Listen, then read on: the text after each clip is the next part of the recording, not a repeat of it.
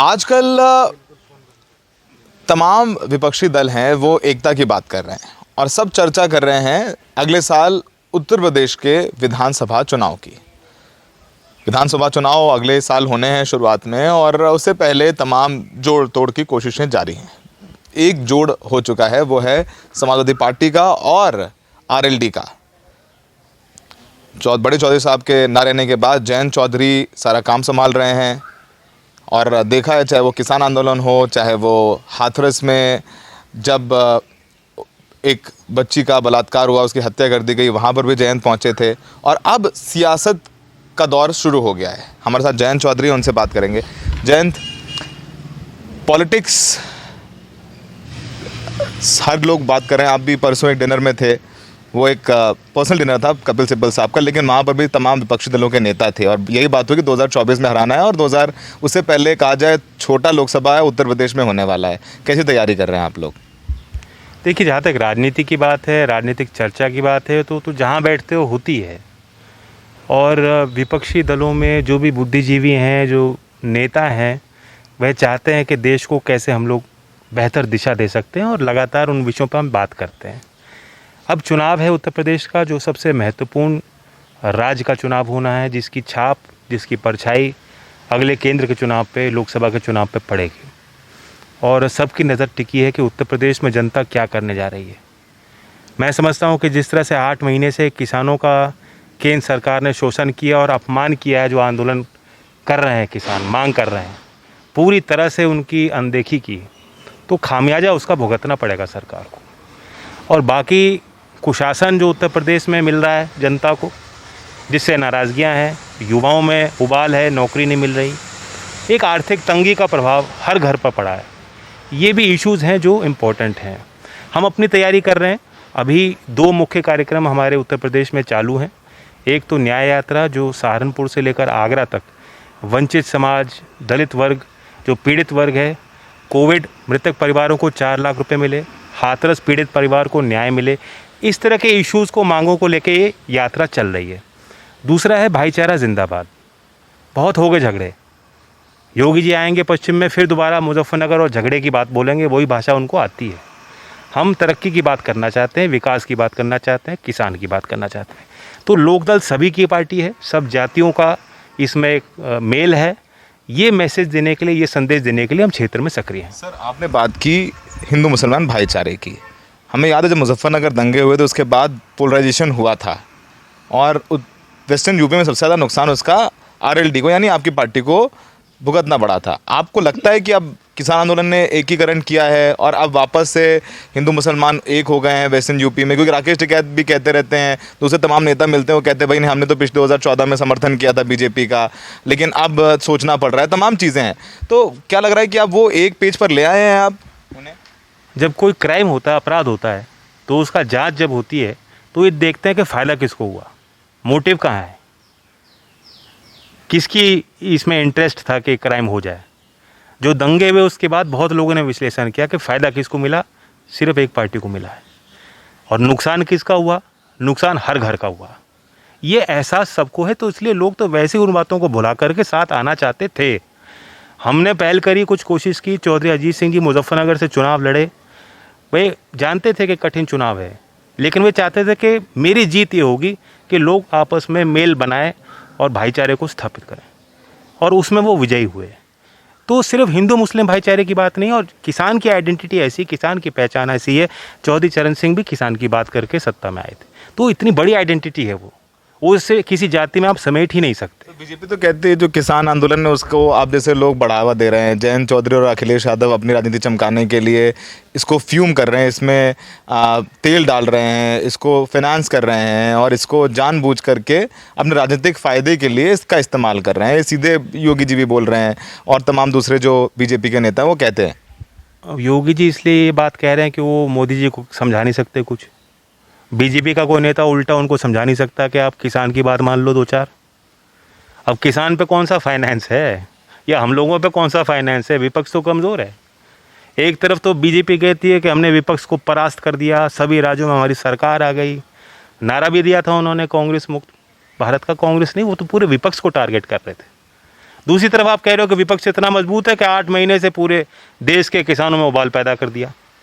आप गलत कर रहे हो किसानों के साथ। किसानों को बात समझ में आ गई, स्वतः लोग आए हैं, किसी के बुलावे पर आए नहीं और किसी के प्रयास से जाएंगे नहीं जब तक आप इनकी बात नहीं मानोगे। सर, एक आपने बात की हिंदू मुसलमान भाईचारे की, क्योंकि जाहिर सी बात है आपका अलायंस हो गया है समाजवादी पार्टी के साथ में। वेस्टर्न यूपी में ओवैसी साहब भी चुनावी समर में कूद गए हैं, उन्होंने कुछ अपने प्रोग्राम्स किए हैं, उनको ट्रैक्शन मिल रहा है। उनसे बात भी हुई तो वो कह रहे हैं कि कोई भी पार्टी हो, चाहे अखिलेश यादव हो, चाहे वो जयंत चौधरी हो, मुसलमानों के हितों की बात नहीं करते हैं।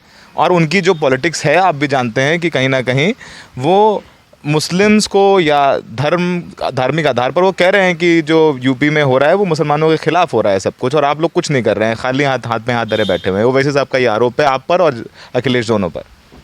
मेरे लिए नहीं कहा होगा उन्होंने। नहीं बोला उन्होंने, दोनों के लिए बोला। आपका अलायंस है, बुद्धिजीवी हैं और वो भी वेलकम है। राजनीति में कोई ऐसा अंकुश तो लगता नहीं कि कौन आ सकता है कौन नहीं आ सकता। उत्तर प्रदेश कर्म भूमि है सबकी, आप आओ, आप भी काम करो, मेहनत करो, उसमें कोई बात नहीं। लेकिन यहाँ अगर बंटवारों की बात करोगे तो कामयाब नहीं होगे। हम ना हिंदू की बात कर रहे, ना हिंदू खतरे में है, ना मुसलमान को हम खतरे में देख रहे। किसान खतरे में है और उत्तर प्रदेश का नौजवान खतरे में है। उनकी जीविका, उनका मुख्य आधार खतरे में पड़ रहा है, अंधकार में है। ये बात कोई भी करेगा तो उसे सफलता मिलेगी। और वो तुम्हारे ये जो पुराने जो रास्ते हैं उन पर चलेंगे तो मुझे नहीं लगता कि जनता दोबारा मौका देगी। साहब पे आपका क्या पॉइंट ऑफ व्यू है? मैंने खुद कहा बुद्धिजीवी हैं, मुझे कोई दिक्कत नहीं। ठीक है, अखिलेश जी के साथ आपका अलायंस है, अच्छी बातचीत है, आप लोग कार्यक्रमों में साथ जाते हैं। उस दिन भी वो आपके यहाँ पर आए घर पे, उन्होंने श्रद्धांजलि अर्पित की बड़े चौधरी साहब के लिए। आप लोगों की इक्वेशन कैसी है? टिकट बंटवारे में कितनी चलेगी और क्या सब कुछ स्मूथ है आपके बीच में? क्योंकि अखिलेश यादव तो कह रहे हैं हम कांग्रेस से अलायंस नहीं करेंगे और आपको शायद कुछ सीटों पे अंडरस्टैंडिंग करनी पड़े और आपने करी भी है पहले। नहीं, कांग्रेस से हमारा दूसरे राज्यों में, राजस्थान में एक सरकार है जहां हमारा थोड़ा सा वहां प्रतिनिधित्व है। लेकिन उत्तर प्रदेश में अगर आप देखें, हमें प्रभावी गठबंधन बनाना पड़ेगा। ये समय की मजबूरियां हैं। बीजेपी की जो इलेक्शन मशीनरी है, जो उन पे संसाधन है और देखो सत्ता में भी है, तो सारे रास्ते हमें भी देखने पड़ेंगे और खोजने पड़ेंगे कैसे बीजेपी को हम हराएं। और सिर्फ अपने लिए नहीं हराएं। सवाल ये नहीं है कि लोकदल की कितनी सीट आएंगी। जब आप गठबंधन करते हो तो ये होता है कि साझी लड़ाई है। तब हम सिर्फ अपने क्षेत्र में नहीं सक्रिय रहेंगे या अपनी सीटों पे ध्यान नहीं होगा। मेरा ध्यान ये रहेगा कि जहां हमारा कार्यकर्ता है वह सहयोगी दल के साथ खड़ा हो। जैन जी, तो फिर आप कांग्रेस के अलायंस को लेकर क्या कहना है? अखिलेश जी तो मना कर रहे हैं कि हम बड़े दलों से अलायंस नहीं करेंगे, कांग्रेस के साथ अलायंस नहीं करेंगे। जयंत चौधरी का कांग्रेस के साथ अलायंस करने को लेकर के क्या पॉइंट ऑफ व्यू है? नहीं, आप इतने होशियार हो सौरभ, मेरा इशारा नहीं समझ पा रहे। नहीं, मैं समझ रहा हूँ, फिर भी बोलिए। मैं कह रहा हूँ प्रभावी गठबंधन हमारा है जो आज कायम है। प्रभावी गठबंधन है कायम, उसमें कांग्रेस की जगह है कि नहीं? अब मैं चुका आज उत्तर प्रदेश की राजनीतिक हालात को देखते हुए प्रभावी गठबंधन हमारा और समाजवादी का है। कांग्रेस की जगह नहीं है उसमें? मुझे तो नहीं लग रहा अभी राजनीति में तो यही कहा जाएगा। अभी हमेशा के लिए कोई बात नहीं होती है। हमेशा के लिए कोई बात नहीं। चलिए ठीक है, यहाँ पर आपने स्कोप छोड़ा है कि आगे अगर कांग्रेस से कोई बात होती है तो आप ना नहीं कर रहे हैं। खैर, बहरहाल दूसरा सवाल, चंद्रशेखर वेस्टर्न यूपी से हैं, दलितों की आवाज़ उठाते रहे, चाहे वो हाथरस में भी रहे हों, वो भी आंदोलन किया, दिल्ली में भी रहे हों। वो खुल के NDTV पर ये कह चुके हैं कि वो चाहते हैं कि जयंत चौधरी साहब के साथ, अखिलेश यादव के साथ उनका गठबंधन हो ताकि मिल करके बीजेपी को हराया जा सके। क्या आपके इस प्रभावी गठबंधन में चंद्रशेखर के लिए कोई जगह है? मैं आपको सच कह रहा हूँ कि अभी हमने सीटों के विषय पे हम और समाजवादी भी नहीं बैठे हैं। हम मुद्दों की बात कर रहे हैं, हम वैचारिक बात कर रहे हैं। तो जब सीटों की बात होगी तभी तो पता लग पाएगा ना कितनी जगह किसके लिए मिल रही है। मतलब आप लोग हो, मतलब ऐसा दूसरे दल का कोई नेता आपसे बात करेगा, वो सीधी सीधी ये बात करेगा कि सीटों की क्या संभावना है। हर एक व्यक्ति चाहता है मेरे दल को बढ़ावा मिले, चंद्रशेखर भी ये चाहेंगे। अब सीटों की संभावना तो तब पता लगेगी जब हम लोग बैठ के बात करेंगे टेबल पे। तो चंद्रशेखर के लिए ना नहीं है आपकी तरफ से? मैंने तो ना किसी को नहीं किया, कांग्रेस को भी नहीं, वो भाजपा को कर रखा है। कांग्रेस के लिए भी नहीं कहा आपने। खैर, बहरहाल ये बहुत स्मार्ट तरीका है जयंत का। जब भी इंटरव्यू करते हैं तो आप बिल्कुल बच के निकल जाते हैं। देखो, कांग्रेस में भी आप खुल के नहीं बोल रहे हैं कि अलायंस चाहते हैं कि नहीं। लोग गुगली फेंको, सब तरह की जो है फिरकी फेंकनी पड़ती है। नहीं, ठीक है, फिरकी फेंकी है, लेकिन एक्चुअली जेन्युइनली, क्योंकि आप जब बोलते हैं तो अब आप तो चुनाव बहुत नज़दीक आ गया है। मैं आपको साफ बता देता हूँ, ये अगला चुनाव दाएं बाएं के मुद्दों पर नहीं लड़ा जाना चाहिए। जो हमारे मुद्दे, असल मुद्दे, बिजली क्यों महंगी हुई, गन्ने का भाव क्यों नहीं मिला, नौकरी क्यों नहीं मिल रही, हम इन मुद्दों पे चुनाव लड़ना चाहते हैं। अब दिक्कत आएगी किसी और पार्टी से आप गठबंधन कर लोगे तो कौन सा मुद्दा उठा के चलें। पेगासस पे चुनाव नहीं होना, उत्तर प्रदेश में इन विषयों पे चुनाव होना है। पेगासस पे चुनाव नहीं होना, इन विषयों पे चुनाव होना है।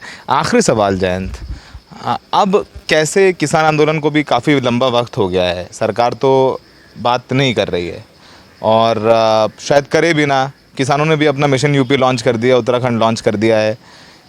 अभी आपने देखा कि जब निकाय चुनाव हुए तो आपको शुरुआत में बढ़त मिली, लेकिन जब अध्यक्ष का जब वो पूरा इलेक्शन हुआ तो उसमें बीजेपी ने बढ़त बना ली, फिलहाल एक ज़िला छोड़ करके बागपत।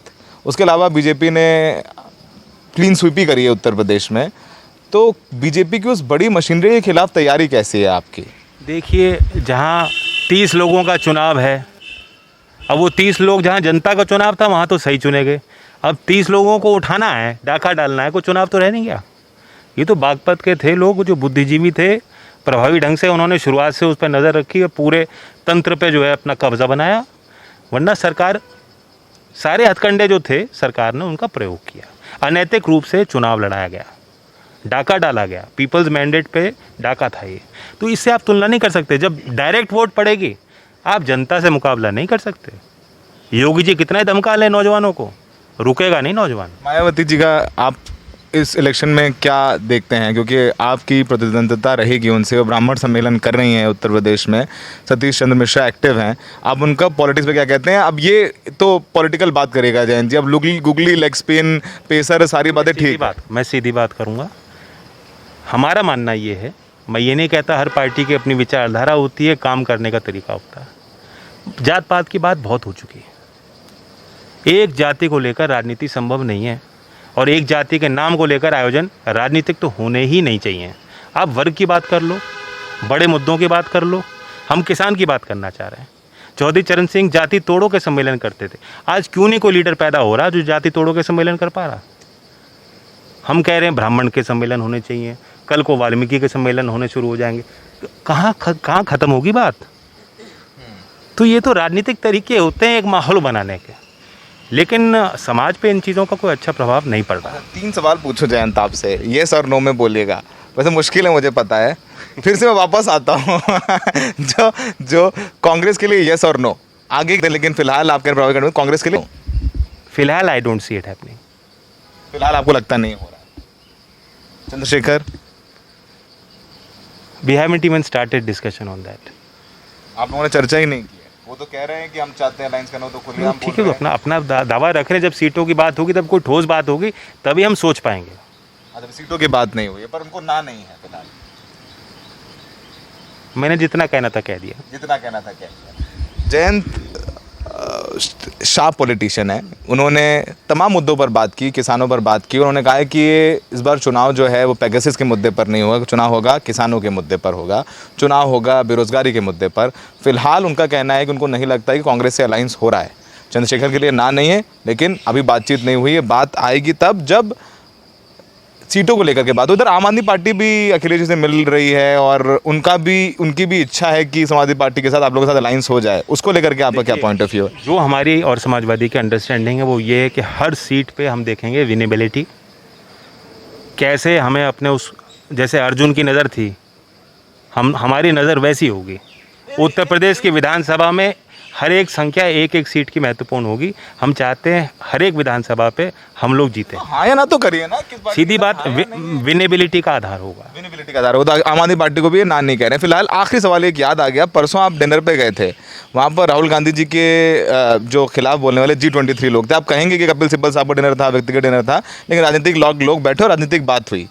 उसमें भी संजय सिंह थे आपके साथ में, अखिलेश जी भी थे, दूसरी पार्टियों के लोग भी थे। विपक्षी एकता की बात फिर की गई, बीजेपी को हराना है। तो कांग्रेस के बिना कैसी विपक्षी एकता उत्तर प्रदेश में? मैं आपको बता सकता हूँ, डिनर बहुत अच्छा था, चाट बहुत अच्छी बनी थी, स्वादिष्ट थी, और बाकी बातचीत काफ़ी हुई। किसी का विरोध नहीं हुआ, ऐसा नहीं। कांग्रेस के बड़े वरिष्ठ नेता वहाँ मौजूद थे, चिदम्बरम जी थे, बहुत लोग थे। किसी ने खड़े होकर राहुल जी के विषय पे कोई ऐसी टिप्पणी नहीं की थी। बड़े विषय पर चर्चा हुई थी, और को कैसे हराएंगे उत्तर प्रदेश में विपक्षी एकता के साथ? अब दीजिए 6 महीने अपने आप कहानी खुलेगी। कि सिर्फ जयंत और अखिलेश मिलकर अच्छा, मैं सारी बात आज बता दूंगा तो फिर तो आप मुझे दिखाओगे नहीं पीछे। खैर, जयंत चौधरी का स्मार्ट जवाब फिलहाल ना किसी को नहीं है, आम आदमी पार्टी को लेकर के भी और चंद्रशेखर को लेकर भी उन्होंने यही कहा है कि हम विनेबिलिटी देखेंगे कि किन सीटों में जीत सकते हैं और फिर जब चर्चा होगा सीटों को लेकर के तब असली बातों के लिए। लेकिन फिलहाल उत्तर प्रदेश का चुनाव बहुत महत्वपूर्ण होने वाला है। जयंत लगातार लोगों के बीच में है, चाहे वो मुजफ्फरनगर हो, आगरा कल होकर के आए हैं, फिर इनकी न्याय यात्रा चल रही है, एक्टिव हैं, ज़मीन पर है और इनको भी पता है कि लोकसभा इलेक्शन में भी हारे थे बड़े चौधरी साहब और ये भी, और इस बार ये चुनाव इनके लिए भी महत्वपूर्ण है और हारना बहुत कुछ सिखा देता है। हारना बहुत कुछ सिखा देता है। इसी के साथ इंटरव्यू खत्म करते हैं। जयंत, बहुत बहुत शुक्रिया बात करने के लिए। कैमरामैन अश्विनी मेहरा के साथ सौरभ शुक्ला, NDTV इंडिया।